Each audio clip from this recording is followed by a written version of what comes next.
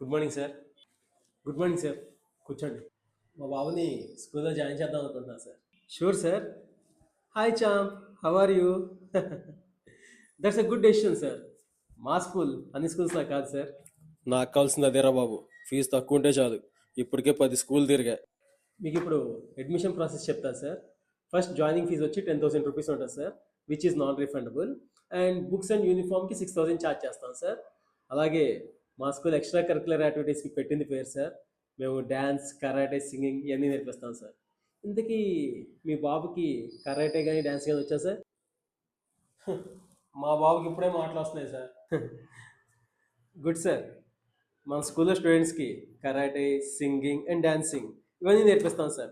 దీనికి మేము just 5,000 per month charge చేస్తాం సార్.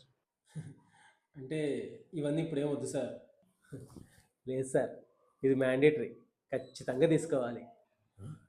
ఇంకా పిల్లలకి school outings, annual day, other activities చాలా ఉంటాయి సార్. ఇవన్నిటికి ఎక్స్ట్రా ఛార్జ్ ఉంటుంది సార్.